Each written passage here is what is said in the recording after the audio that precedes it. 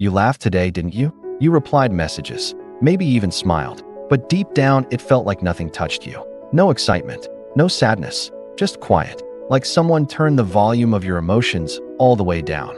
If that sounds familiar, this isn't random. There's a reason your mind does this. And understanding it might be the first step to feeling again. When people say, "I feel nothing," they don't actually mean nothing. You're still thinking, still reacting, still functioning. But emotionally, everything feels distant. It's like watching your own life through glass. Psychologically, this is called emotional numbness. And here's the truth most people don't realize. Emotional numbness is not a failure.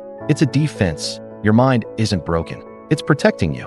Your brain has one main job: keep you safe. Not happy, not fulfilled, safe. So when you go through intense stress, disappointment, or emotional pain, your brain starts to adapt. At first, you feel everything strongly: the pain, the confusion, the overwhelm. But over time, your brain says, "This is too much." So it does something powerful.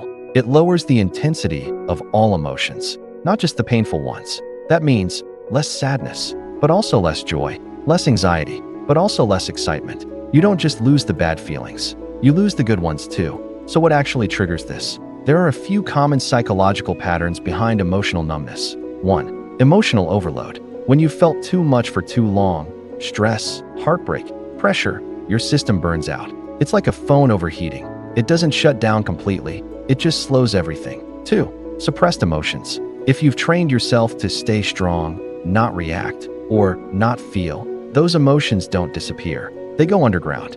And eventually, your brain stops letting anything rise to the surface. 3. Repeated disappointment. When life keeps not meeting your expectations, your brain starts to protect you from hope itself, because hope can hurt. So it numbs the emotional investment altogether. 4. Disconnection from yourself.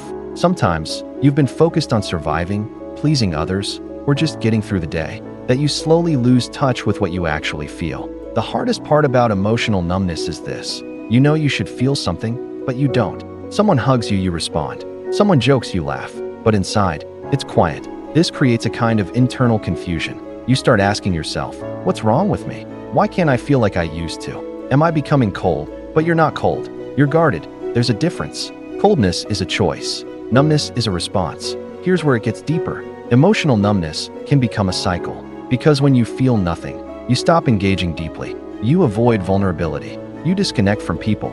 And that lack of connection reinforces the numbness. It becomes a loop.